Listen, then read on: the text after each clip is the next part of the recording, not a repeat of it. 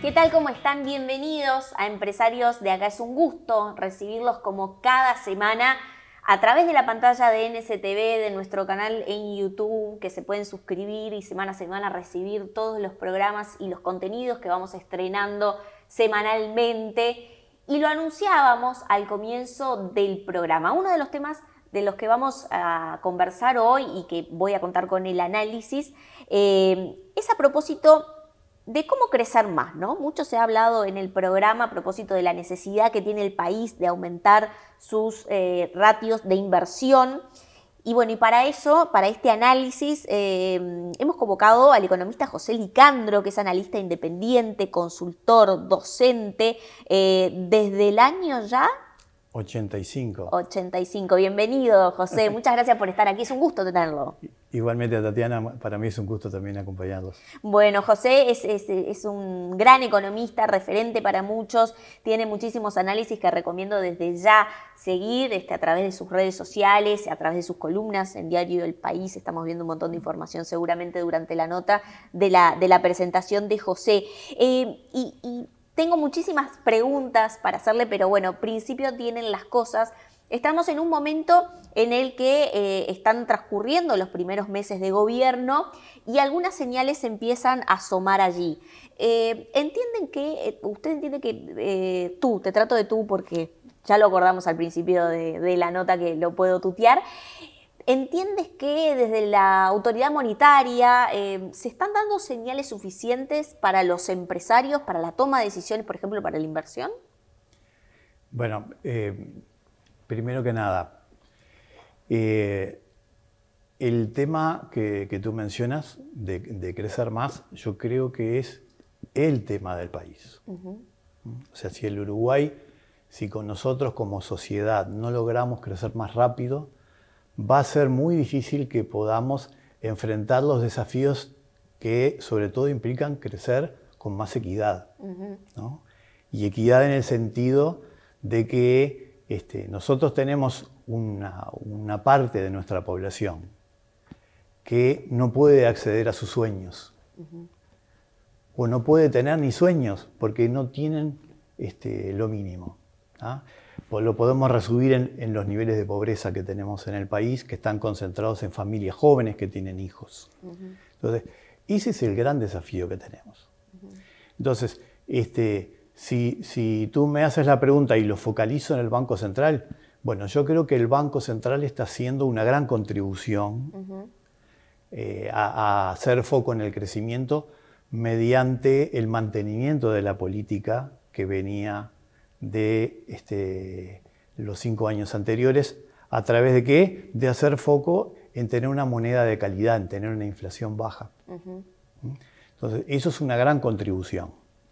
¿Por qué? Porque tener una inflación baja no solo protege, como se dice, y está bien, protege los ingresos fijos de los asalariados, de los jubilados, sino que además permite que todos los agentes económicos, y los empresarios también en particular, tengan una cierta estabilidad en los precios, por los cuales, para tomar decisiones de inversión a largo plazo, es mucho más sencillo hacerlo con estabilidad de precios, porque los movimientos de los precios que los economistas llamamos los precios relativos, o sea, la relación entre el nivel de precio, el precio de lo que tú vendes respecto de los costos que tú tienes, por ejemplo, es más estable cuando la inflación es baja, ¿no? Entonces, por ese lado creo que sí se está haciendo una contribución. Hay señales positivas. Bien. Y así, ya yendo al meollo de la cuestión, porque hay mucho para escuchar de su análisis allí, lo titulamos, y lo tituló José, y me pareció muy, muy acertado,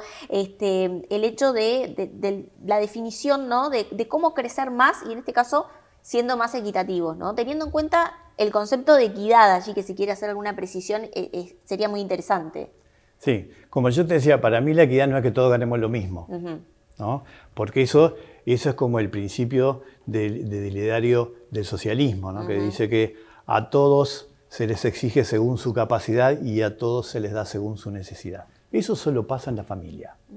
Cuando tú te sentás a comer en tu casa, los niños que no generan ingresos comen lo mismo que mamá y papá. O que mamá y mamá, o que papá y papá, que hoy tenemos una realidad. social más amplia, ¿verdad? Pero eso solo pasa en la familia. Cuando tú pasás el umbral de la puerta de tu casa, eso no pasa. ¿Por qué? Bueno, no vamos a filosofar sobre eso, pero el hecho es que no sucede. Entonces, la idea es que la equidad tiene que ser que todos tengamos las mismas posibilidades de desarrollarnos como personas. Esa es la idea que yo, por lo menos, consigo como equidad.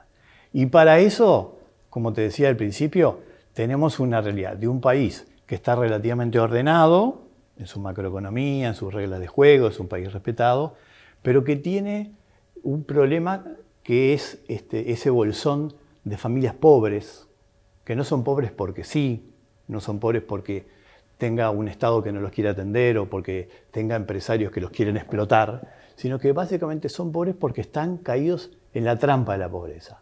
No tienen educación, no tienen buena vivienda, no tienen buena asistencia de salud. Entonces, eso que se puede resumir en lo que hoy tenemos, que es el indicador de pobreza multidimensional, que inauguró el INE este año y que fue, creo que, un gran aporte para entender bien el tema de pobreza, eso es lo que tenemos que atacar. ¿Recuerda el porcentaje allí? Sí, el porcentaje de pobreza, que asombró a varios, a mí no me asombró tanto, pero a varios sí, cuando se mide solo por el ingreso, que es un indicador muy limitado, nos daba, antes con la metodología anterior, nos daba un poquito abajo del 10%. Ahora con la metodología del ingreso de la nueva nos da cerca de 19%. Y que es estructural porque no mide cuánto ganás, sino que mide dentro de un rango de 14 atributos a los cuales vos sos o no sos capaz de llegar, ese está muy cercano al nuevo del ingreso. O sea, estamos más cerca de 20% que de 10. ¿No? Allí es bastante alto. En lo que hace, ¿no? a lo que es crecer, ¿no? Muchos colegas suyos, inclusive hasta, bueno, políticos, ¿no? Autoridades hoy de gobierno, hablan de que Uruguay necesita captar más inversión. Hace algunos días salió en la prensa también que, por ejemplo, hay muchísimo capital que se gestiona desde aquí, desde Uruguay, pero que está fuera, ¿no? Entonces también es como el desafío de atraer ese capital. ¿Cómo ve usted esa ecuación que yo le planteo a los efectos de, bueno, necesitamos crecer por allí? Bien. El crecimiento para los economistas, la teoría estándar, por llamarlo de algún modo, disculpame entre paréntesis, yo como soy docente siempre tengo este sesgo a tratar de ser demasiado detallista en explicar. Así que si me paso mucho, me avisas. Espectacular. En la teoría en las teorías más aceptadas del crecimiento económico, cuando se mide la aritmética del crecimiento, hay como 3 elementos centrales. Uno es la inversión de capital. O sea, precisamos más capital para invertir. ¿Ah? Otro, capital humano, fuerza de trabajo, o como le quieran llamar. Y el tercer elemento que hace crecer más es la tecnología. ¿Ah? El cambio tecnológico, el progreso técnico. Esos son los 3. ¿Ah? ¿Por qué la inversión es importante? Porque nosotros tenemos un bajo nivel de inversión medido en términos del PIB. En la comparación internacional estamos más cerca de 15 que de 20 y los países que crecen significativamente más rápido que nosotros están arriba de 20% del PIB. Entonces, obviamente ahí tenemos una carencia y es cierto que si queremos crecer más rápido tenemos que aumentar nuestro ratio de inversión, que es como se le llama a esa relación. Ahora, eso como declaración está muy bien. Lo difícil es el cómo. O el qué hay que hacer para que eso suceda en este pilar del crecimiento que es la inversión de capital. Y ahí yo te diría que tenemos cosas que hemos hecho bien en el pasado, que tenemos que consolidar, como es la estabilidad macroeconómica, que no es solamente tener una baja inflación, sino que también es tener las cuentas fiscales ordenadas. Y en ese sentido, como es importante el qué y el cómo, creo que el Ministerio de Economía actual ha hecho mucho énfasis en mejorar la regla fiscal, que fue un gran aporte del gobierno anterior y que creo que está retomando y tratando de mejorar el nuevo gobierno. Está haciendo anuncios como, por ejemplo, además de incorporar los 3 pilares que tiene la regla fiscal, una idea de un nivel de deuda prudente, que también se mide en términos del PIB, en ratio deuda-PIB. O sea, No podemos llegar a un nivel de endeudamiento muy alto porque eso nos va a complicar el acceso al financiamiento, la calificación de riesgo, la tasa de interés que nos van a pedir. Entonces, en estabilidad macroeconómica venimos bien. Los anuncios vienen bien. Vamos a mejorar la regla fiscal y por lo tanto vamos a gestionar la parte fiscal de manera adecuada y vamos a gestionar bien la inflación. Eso es uno de los pilares necesarios. O sea, la economía, si no tiene eso, no va a traer inversión. Pero con eso no alcanza. ¿Qué más allí? Usted mencionó varios aspectos. Hay un aspecto que en Uruguay es bastante complejo, que son lo que también el ministro de Economía, O'Donnell, ha mencionado alguna vez, que lo hizo ya en su época cuando no era ministro también, que son reformas que no son macroeconómicas, sino que están en la micro, lo que se llama la microeconomía, que hacen a condiciones que tienen que ver con, básicamente, cómo afectan ciertas cosas a la rentabilidad de las empresas. Porque si queremos tener más inversión, tiene que ser rentable venir a invertir a Uruguay. No podemos decir, venga a invertir acá y después que viene a invertir acá le voy a poner impuestos con ese cliché de, por ejemplo, de gravar con impuestos al gran capital. Si yo le digo que lo voy a gravar, no viene. Entonces no crecemos. Bien, dentro de ese aspecto hay muchas cosas para hacer. Una, tú creo que lo mencionaste, que es la burocracia. Nosotros tenemos mucha cosa burocrática que es difícil de medir cómo incide en la rentabilidad. Pero seguramente, y eso lo dicen sobre todo los empresarios cuando tratan de hacer las cosas por derecha, es muy costoso, le genera mucho costo. Lleva tiempo y eso es dinero. Lleva tiempo y lleva dinero también, porque además el tiempo es dinero. Claro. ¿No? Entonces, reducir la carga burocrática en los emprendimientos, en la gestión empresarial, eso es importante. ¿Ah? Entonces, hay que tener planes para ir por ahí. ¿Qué otra cosa tenemos que afecta esa rentabilidad empresarial y que son cuestiones que están en la micro, no en la macro? Bueno, tenemos, por ejemplo, mercados domésticos que proveen a las empresas de ciertos servicios o de bienes que no funcionan bien. A ver, por ejemplo, allí. Por ejemplo, los mercados energéticos, donde tenemos básicamente monopolios estatales en los combustibles, que es muy notorio, pero también en la provisión de energía eléctrica. Ahí va, si tú miras las comparaciones, sobre todo a nivel regional, son muy malas. Tenemos la energía, ya sea eléctrica o la energía de combustibles fósiles, más caras de la región. Y a nivel de la comparación mundial tampoco nos va muy bien. Entonces, hay que trabajar sobre eso. Yo la columna que publiqué el lunes, que salió en papel y que hoy está disponible en la web del Diario del País, precisamente es comentando o evaluando la nueva política de precios de combustibles. Entonces, ahí hay mucho para trabajar. Allí, por ejemplo, es muy interesante lo que usted menciona, ¿no? Porque también yo creo que, y lo pregunto, ¿no? Quizás estoy equivocada y es bueno que me lo diga, pero también uno piensa en términos de dicotomía, ¿no? Porque, pues bien, bajar costos, por ejemplo, en combustibles, en generación de energía, en empresas que son del Estado, quizás sería posible, pero allí necesitamos reducir el Estado en sí, ¿no? ¿Cómo ve esa discusión? Sí, a ver, la discusión acerca del rol del Estado, si un Estado pequeño o un Estado grande, yo creo que es una discusión un poco maniquea. Lo importante es que si tenemos Estado, el Estado sea eficiente. ¿No? ¿Qué quiere decir eficiente en términos, por ejemplo, de los precios de los combustibles? Es que tienen que ser precios competitivos en la relación internacional. ¿Por qué? Porque es básico, países pequeños como los nuestros, no podemos crecer pensando en satisfacer nuestra demanda doméstica. Somos un poco más de 3 millones de habitantes y con los últimos datos demográficos, las proyecciones para mitad del siglo es que vamos a ser menos de 3 millones de personas. Entonces, si uno quiere crecer, tiene que tener mercado y los mercados están afuera. Claro. Entonces, Si yo quiero atender a los mercados que están afuera, tengo que poder competir con el resto del mundo.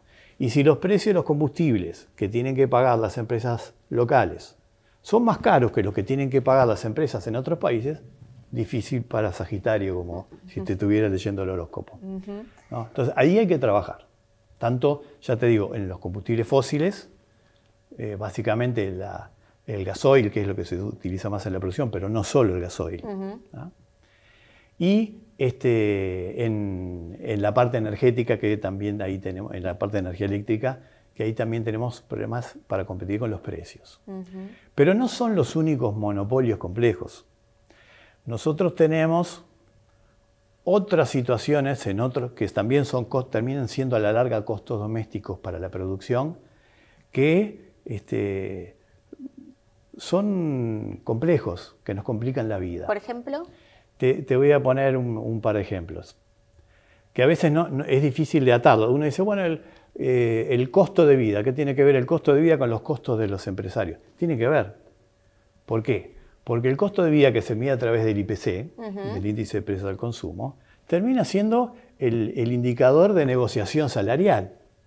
Y los salarios forman parte de los costos empresariales. Entonces, si nosotros, por ejemplo, tenemos que pagar domésticamente ciertos bienes muy caros porque tenemos problemas en la organización microeconómica, y los ejemplos típicos son la pasta de dientes o el café. El café. Estos días en las redes yo había puesto justo sobre el tema de la pasta de dientes. Tú vas al supermercado y la pasta de dientes, una marca común, no la voy a nombrar para no hacerle propaganda a nadie. Pero también es un monopolio. La más barata sale arriba de 200 pesos. Vas a la feria, la misma pasta de dientes, que es de origen brasilero, sale 90 pesos. ¿Qué explica eso? Porque entre Brasil y Uruguay no hay aranceles en estos términos. Somos hermanos del Mercosur. La explicación está en trabas que son de tipo no arancelario. Por ejemplo, que para poder importar algo de higiene, tenés que tener la fórmula, presentársela al Ministerio de Salud Pública para que el Ministerio de Salud Pública la pruebe y vea que no hay nada nocivo ahí. Entonces, ¿qué hace el productor brasilero? Él se instala acá como empresa importadora, se presta a sí mismo su fórmula y la registra en el ministerio.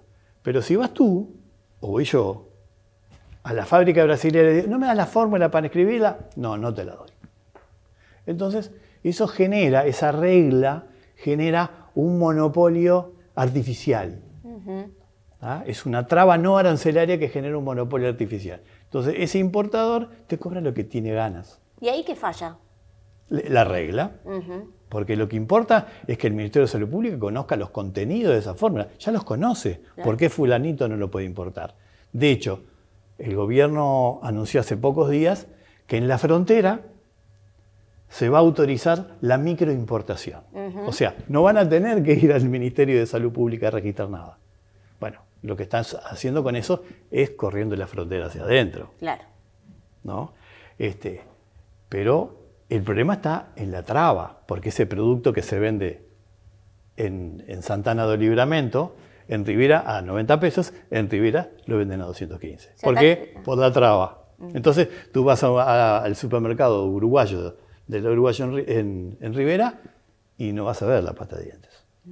Porque todo el mundo la compra al otro lado, camino 2 cuadras y lo compro. Claro. ¿No? Ese es un ejemplo bien claro. Bien claro. El otro día pusieron el ejemplo del café soluble, tampoco voy a nombrar la marca. ¿No? Además, en general son multinacionales, le estamos dando la posibilidad a multinacionales que estén haciendo buenas ganancias, pingües ganancias, como se decía antes, a costa del consumidor. Y ese consumidor es el que después, como trabajador, le pide al empresario que le aumente el salario, porque, como se ha dicho muchas veces, tenemos salarios altos con baja capacidad de consumo por estos temas. Y de estos ejemplos hay un montón. Entonces, ahí hay mucho para trabajar también. Clarísimo, clarísimo. De alguna forma, con esta medida se está atacando el síntoma y no la enfermedad. Exacto. En ese sentido. Vamos a seguir hablando de estos temas porque mencionaste allí algunos factores que también influyen en lo que es crecer, ¿no? Y cómo crecer con equidad, como tú bien lo explicabas. Así que te invito a que vayamos a una próxima pausa del programa y ya seguimos el análisis con el economista José Licandro, que es analista independiente, consultor, es también colaborador del suplemento de Economía y Mercado Diario El País y un gran referente en la economía de nuestro país. Así que gracias por estar. Vamos a una pausa y enseguida regresamos. Betel, única cadena de centros de estética y spa del Uruguay. GSS, única empresa en Uruguay dedicada al Facility Services. Limpieza, seguridad, outsourcing de personal y mantenimiento. Conozca más en www.gss.com.uy. Agregamos valor a las empresas. Dermaglow Facial Ultra. Ultra hidratación. Hidrata por 24 horas. Ultra firmeza. Suaviza las líneas de expresión. Ultra volumen. Ayuda a reducir arrugas. Ultra estructura. Atenúa arrugas profundas. Dermaglow Facial Ultra. Una línea para cada etapa de tu vida.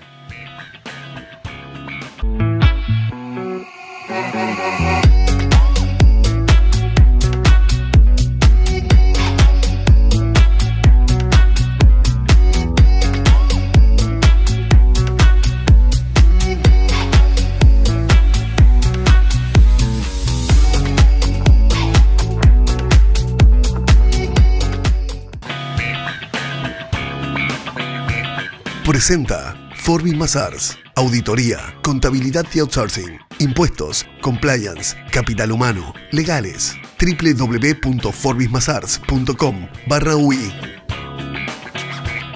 Segundo bloque de empresarios de acá. Estamos en diálogo con el economista José Licandro, que es analista, consultor, y estamos analizando lo que hace, ¿no? Cómo puede Uruguay atraer más inversión para así crecer. Y estábamos desarrollando aspectos que hacen, ¿no?, a ciertas variables que hoy, de alguna forma, nos tiene estancados en el crecimiento, ¿no? Y no menor es la parte de fuerza laboral, recursos humanos. Allí tenemos serios problemas en lo que es el sistema educativo de jóvenes que no terminan el liceo, y que eso después compromete, ¿no?, su actividad laboral. Allí, ¿qué nos puede decir? Está bien. Acá es donde yo creo que está la relación estrecha entre el crecimiento y la equidad que hablamos en el primer tramo. ¿Por qué? Porque la mayor parte de las personas vivimos de nuestro trabajo. Y como decía alguien, el estado natural no es ser rico, sino es ser pobre. Venimos al mundo desnudos. Y si obtenemos cosas cuando somos niños, es las que nos da nuestra familia, las que nos da la sociedad a través de distintos medios. Entonces, tener buenos salarios se ata, que sería lo ideal, que todo el mundo tuviera buenos salarios, con tener buena educación. Es lo que los economistas le llamamos el capital humano. No solamente está la educación, también hay habilidades blandas que se mencionan, sobre todo en la jerga empresarial, que son muy buenas, pero hagamos centro en la educación, porque ahí tenemos un fracaso enorme. Nuestro sistema educativo, sobre todo el sistema público de educación, tiene muy malos resultados desde hace décadas y no mejoran. O si han mejorado de manera marginal. Entonces, ¿qué pasa? Tenemos que lograr, como decías tú, mejorar los egresos. Que nuestros jóvenes, sobre todo nuestros jóvenes que son de familias más humildes, logren completar el ciclo secundario. Eso no quiere decir darles el título, quiere decir que logren estudiar y aprender, porque sin eso es muy difícil seguir mejorando. Hoy en la vida hay que estudiar toda la vida, incluso hasta cuando te jubilas tenés que seguir estudiando. Sin eso es imposible que los jóvenes puedan acceder a mejores trabajos. Ahora, eso es complejo, no alcanza con decir, bueno, vamos a mejorar los liceos. Bueno, ¿qué tenemos que hacer? Escuelas y liceos de tiempo completo. Generalizarlos, son muy pocos. Ahora, esto está atado, como señalan otros colegas de manera muy inteligente, con la familia. En general, estos niños, que son los que tienen más ausencia escolar, etcétera, y que abandonan tempranamente el sistema educativo, vienen de familias con dificultades. Muchas veces monoparentales, donde está solo la mamá. Entonces, para que el niño pueda estar más en en el centro educativo, también tenemos que darle a esa familia, a esos padres y a esas madres, que en general son jóvenes además, darles apoyo. ¿Para qué? Para que ellos puedan también mejorar su propio ingreso y su capacidad educativa para conseguir mejores trabajos. Eso, ¿cómo se logra? Y bueno, primero, los centros educativos a tiempo completo, empezando con los CAIF, ayudan a que esa madre o esos padres puedan dedicar más tiempo a trabajar, que es lo que les falta. Claro. ¿Ah? Y también puedan dedicar tiempo a mejorar su capacidad, ¿ah? Su capital humano. Entonces, esas cosas tienen que ir atadas de la mano. Tenemos que tener más tiempo en los centros educativos para que los padres tengan más tiempo para trabajar y para educarse. Y para esto último, tenemos que darles más apoyos. ¿Ah? Por ejemplo, ha habido programas, pero yo no soy experto en educación, pero creo que ahí habría que hacer un poco más de énfasis, donde a estas personas que son jóvenes pero ya son adultos y tienen hijos, les tenemos que facilitar poder terminar la secundaria. Claro. Con programas especiales. No pueden ir ellos mismos al liceo porque está el niño en la escuela. Y tenemos que educarlos en el trabajo. Entonces ahí creo que el INEFOP tiene un rol importante para cumplir. Entonces, en la parte de capital humano, si no vamos por ahí, es difícil. Y además esto tiene algo que es bueno y que se retroalimenta con lo anterior. Más inversión y mejor y más capital humano nos hacen crecer más. Entonces, al crecer más, el Estado recauda más impuestos, tiene más recursos para más escuelas de tiempo completo, para más liceos de tiempo completo, para más educación fuera del sistema formal, y para otras cosas que también hay que mejorar, por lo menos a mí me parece que son importantes y que están en este indicador de pobreza que te mencionaba, que es, por ejemplo, mejorar la casa habitación de las personas. En las familias más modestas tenemos problemas de hacinamiento, problemas que los pisos, por ejemplo, de las casas no son adecuados, o tienen problemas que no tienen baño o tienen baños muy precarios. Entonces, la política de vivienda debería enfocarse también en esas cosas, sobre todo en erradicar lo que decimos los asentamientos irregulares. Pero no solo, porque hay mucha gente que no vive en asentamientos irregulares, pero igual tiene niveles de hacinamiento, igual tienen carencias, no tienen cómo conseguir recursos para poder mejorar su vivienda. Yo creo que en esas cosas vamos a poder, si vamos por ese lado, vamos a poder potenciar nuestro capital humano. Somos poquitos y tenemos poquitos niños que son los trabajadores del futuro, los que van a trabajar para financiar mi jubilación, ya me la están pagando, la tuya y la de sus propios padres. Entonces, tenemos que ir por ese camino. Y allí, José, es interesantísimo el análisis, ¿no? Porque muchas veces cuando se habla de inversión y demás, se piensa en atraer en rondas de capital inversores que vengan a Uruguay y demás, y como que a veces, se deja de lado esta discusión, ¿no? De resolver los problemas internos para ser realmente un país que pueda crecer, pero no porque vienen más inversores, sino que también crecer en lo que tenemos para ofrecer, ¿no? En su gente. Y allí, no menor, es que hablaba de lo que es la tecnología, ¿no? Como uno de los aspectos esenciales para el crecimiento de un país. ¿Allí usted qué se refiere? Por ejemplo, ¿tecnología para mejorar la productividad? Sí, la mejora de productividad viene atada a la tecnología, ¿no? Si bien hay una parte de la productividad que puede estar atada a la gestión empresarial, ¿no? Que es el cómo hago las cosas. Buena parte del progreso técnico viene, para ponerle una imagen, viene en las nuevas máquinas. En las nuevas tecnologías ya están ahí. ¿Ah? Entonces, si nosotros logramos atraer inversión, más inversión, si logramos aumentar nuestro ratio de inversión a PIB, con eso ya estamos atrayendo más tecnología. Ejemplos, las pasteras. Trajeron toda la última tecnología en materia de fabricar pasta de papel. Y eso nos ayudó a aumentar notoriamente la productividad del país, ¿no? Entonces, ¿dónde o qué podemos agregar? Lo mismo si hacemos con el trabajo. Si nosotros mejoramos la calidad de la mano de obra, si mejoramos nuestro capital humano, también se potencia la capacidad de ese capital humano de ser más productivo.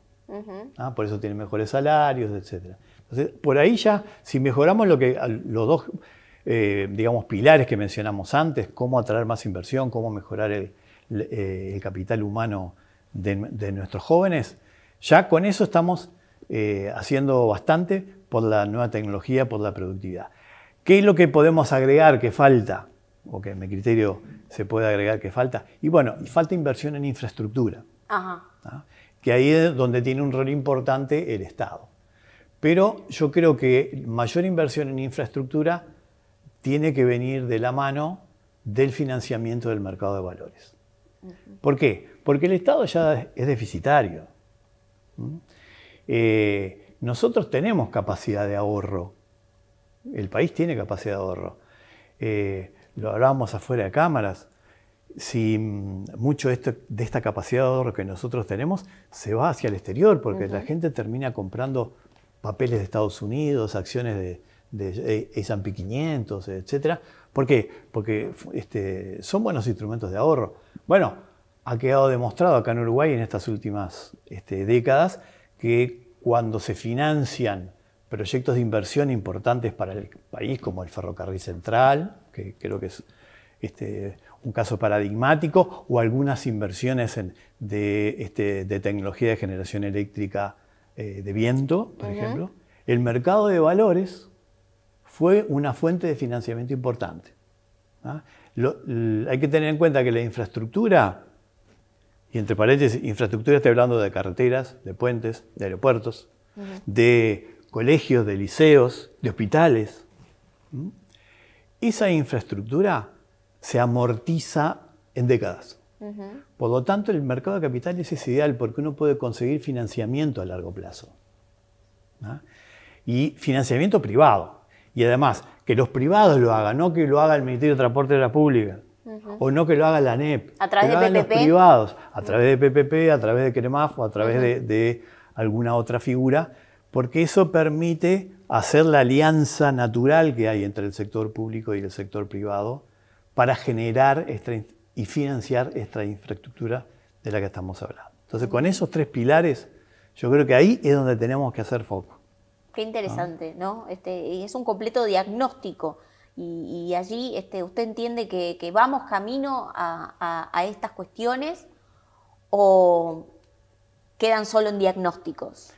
Bueno, yo te decía en el primer tramo de la entrevista, en materia de estabilidad macroeconómica vamos en camino porque el gobierno y sobre todo el Ministerio de Economía y el Banco Central han sido muy claros. Vamos a más en estabilidad macroeconómica, con la regla fiscal mejorada, con la política monetaria tratando de llegar más rápido al 4,5% y después ir a una meta más ambiciosa. Eso es muy importante.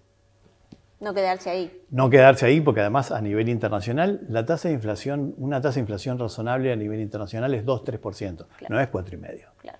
¿No? Ahora, en la parte de educación tenemos mucho diagnóstico y poca acción. En combatir la pobreza infantil implica hacer mucho de lo que yo te mencionaba, porque los niños no son pobres, son las familias pobres. Claro. Son niños que viven en familias pobres. Todos los niños son pobres porque no trabajan, no generan ingreso. En la parte, ahí creo que es donde tenemos más problemas. Donde también tenemos problemas para la inversión en capital físico es en la parte microeconómica. Claro. ¿No? El ministro ha dicho que hay que mejorar ahí, pero yo no veo muchas señales. ¿No? De hecho, la reforma que se ha hecho o los cambios que se han hecho en la fijación de precios de combustibles yo creo que están mal orientados, han encarecido los combustibles y ya éramos poco competitivos. Y faltan anuncios.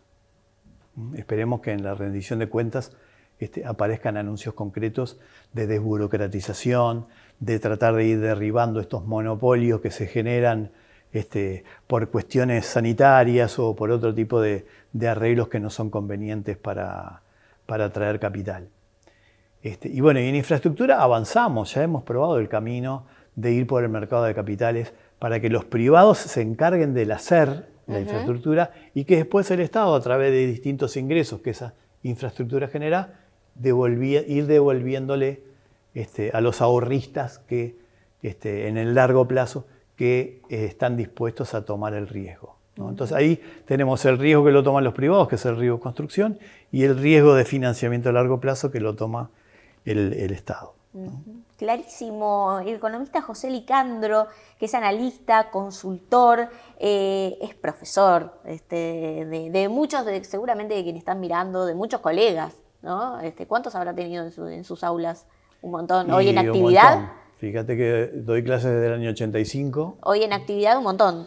En actividad un montón, sí. Sí.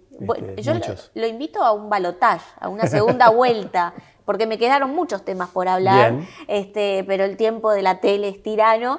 Temas para hablar como, por ejemplo, proyecciones, un poco de debate de competitividad, productividad. Así que ya dejo la invitación y lo comprometo ante cámara. Igual tenemos un par de minutitos porque... Sí, quiero que cierre con algo. Hay un mensaje que a mí me gustaría... Bien, perfecto. Que me gustaría pasar. Si bien hablamos acá y bastante largo sobre dónde hay que hacer foco, y yo creo que a nivel político y a nivel empresarial, creo que hay un tema donde el sector empresarial no le está pegando en el clavo, que lo vimos estas semanas, ¿no?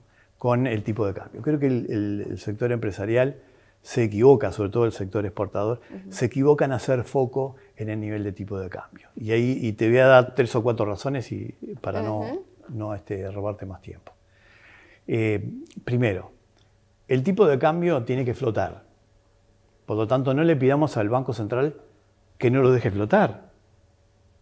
¿Por qué? Porque si no flota, no puede hacer la política monetaria que hace. Es un requisito técnico. Es largo de explicar, pero podríamos dedicar una sesión, si querés, a eso. Pero se puede explicar. Si no tenemos flotación cambiaria, no se puede tener política de tasa de interés para bajar la inflación. Eso ya es un llamado de atención. Segundo, la teoría y la evidencia muestran 3 cosas. La teoría económica y la evidencia empírica, también para Uruguay. Primero, el Banco Central no puede influir en el nivel de tipo de cambio real a largo plazo. Entonces, ¿para qué le voy a pedir que haga algo que no puede hacer? Segunda evidencia empírica, el tipo de cambio real no es un buen indicador de rentabilidad empresarial, ¿no? Entonces, no miren eso, porque eso no le está diciendo al país cómo le está yendo a la rentabilidad empresarial, ¿no? Hay bastante evidencia empírica. Y ahí yo por eso trato de hacer docencia, tanto en el aula como en las redes donde me expreso, en algún indicador que publica el Banco Central que pocos le prestan atención, que es el índice de excedente bruto unitario de la industria exportadora, el IEBU, como se le dice, que es un indicador infinitamente mejor que el tipo de cambio real, aunque es parcial porque solo mide la rentabilidad en la industria de exportación, habiendo otros sectores de exportación, ¿no? Entonces creo que los empresarios no deberían hacer foco en eso. Y más en estos días donde el dólar se ha caído de precio, o estos últimos días no, por lo que está pasando en Medio Oriente, en esta guerra emergente entre Israel e Irán, pero si tú te fijas en los últimos meses o en los primeros meses de este año, el dólar ha perdido valor respecto de todas las monedas. Hay un gráfico de Exante que lo muestra con total claridad. Y Uruguay, como flota, el tipo de cambio, sigue las tendencias internacionales, ¿no? Entonces, les hace perder foco, pierden energía en discutir cosas que no son proactivas. Hay que concentrarse en lo anterior, en convencer al gobierno de que tiene que mejorar en la parte micro, que ahí es donde les va la vida en la rentabilidad.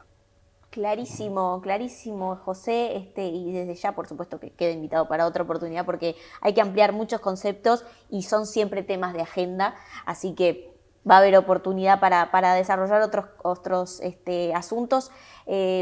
Es economista, José Licandro, es analista, es consultor. Gracias por haber estado aquí en el programa, por haber preparado todos estos temas de análisis que por supuesto siguen evolucionando. Así que lo espero en otra oportunidad. No, el agradecido soy yo y te dejé una presentación en PowerPoint que la puedes usar por si alguien quiere mirar más detalle. Esta por mi mi sesgo docente, digamos. Sí, la Lo dejé dejamos ahí en un pago. en el canal de YouTube del programa. Debajo de esta entrevista está el link para quienes quieran descargar, porque allí hay gráficos muy interesantes, muy ilustrativos y además siempre tan claros como es José. Así que muchas gracias por estar Gracias aquí. a ti.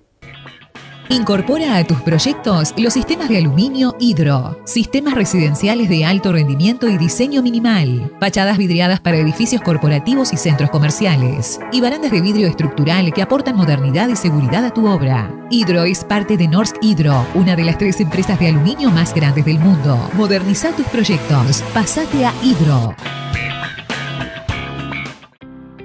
En Semiflex llevamos más de 40 años ayudándote a ver el mundo con claridad. Nuestra trayectoria se basa en la excelencia técnica y el compromiso con la innovación, siempre a la vanguardia en tecnología óptica. Contamos con un equipo altamente capacitado que te brindará un asesoramiento personalizado para encontrar la mejor solución para tu visión. Confianza, calidad y precisión en cada detalle, porque tu bienestar visual es nuestra prioridad. Semiflex, tu mejor manera de ver el mundo.